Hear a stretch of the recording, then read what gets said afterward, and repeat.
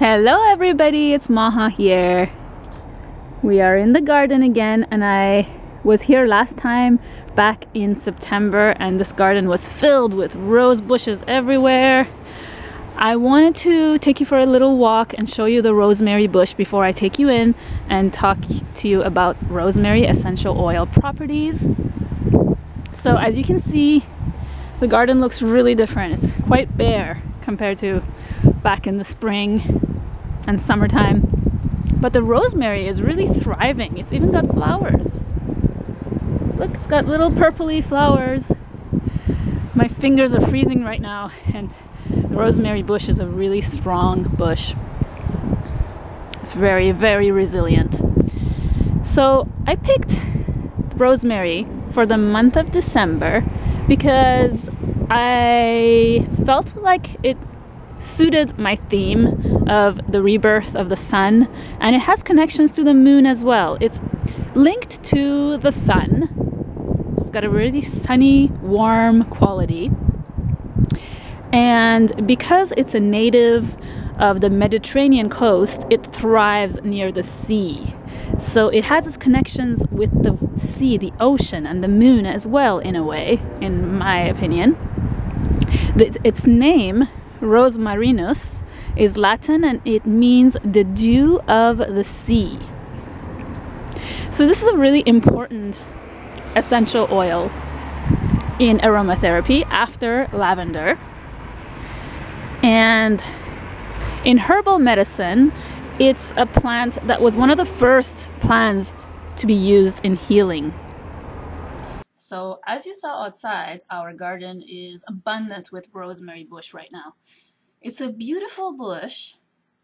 The ancient Greeks called it the incense bush because they burnt its dry sprigs on their shrines and during their celebrations. And the Romans used it as incense in hospital rooms for the sick because of its antibacterial qualities, and also just they believe that it cleanses and purifies the air. So, the rosemary essential oil. There are two types of rosemary used in aromatherapy: the Rosmarinus pyramidalis and Rosmarinus officinalis.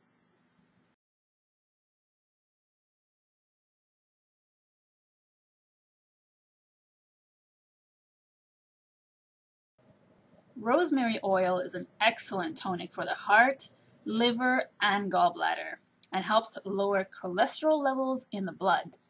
It's an analgesic without having the sedative effects of many other pain-killing oils, and it's one of the main components in massage oils for stiff and sore, tense muscles. It's a stimulating oil, both warm and penetrating in its odor and actions. So we talked about how it's ruled by the sun, so you can think of the sun having that stimulating effect on us, on our whole system. It has a strong stimulating effect on the central nervous system. It is an excellent brain stimulant and has long had the reputation of improving memory. It produces a feeling of mental clarity, which helps all thought processes. I like to drink it as a herbal tea, so I dry the rosemary and I just put it in hot water and drink it in the morning. It's a really good wake-up tea because I don't drink coffee, so it helps me to wake up in the morning in a more balanced way than coffee does, I find. This piercing quality of rosemary oil makes it especially valuable for respiratory problems, anything from the common cold to asthma. So for these, it's best, I would suggest, to use it in steam inhalation, just a few drops in boiled water. Steam inhalation is really great for when you're sick. The rosemary verbenone chemotype is less stimulant, and especially less of a mental stimulant, so it can be used in the evening. It's always a good idea to dilute any kind of rosemary oil you use because it is slightly skin irritant. However, it's one of the best skin regenerators in aromatherapy. It's a cell regenerator. It helps to keep the skin looking young, and it gives it its elasticity and its vitality. I have done another video called skin toner, rose water, rosemary skin toner. That's a really good recipe if you wanted to combine it with rosemary. Rosemary and rose water toner. It's great for skin. I also use it just a few drops diluted in apple cider vinegar and then in water as a hair rinse. It has actually traditionally been used in rinsing waters for dark hair and excessive hair loss. So just a quick note on chemotypes. I mentioned the word chemotype.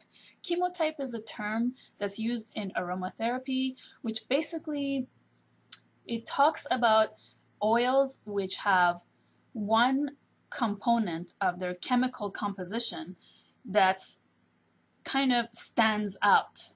So for example, depending on what area the plant was grown in, because some plants grow in different areas. So for example, in this case, rosemary can grow anywhere ranging from really hot climates to just moderate, mild climates. So if it's been grown in a very hot climate, depending on what part of the world, certain chemical components could be more prominent than others. So with the rosemary verbenone chemotype, it's more gentle, it's not as stimulating.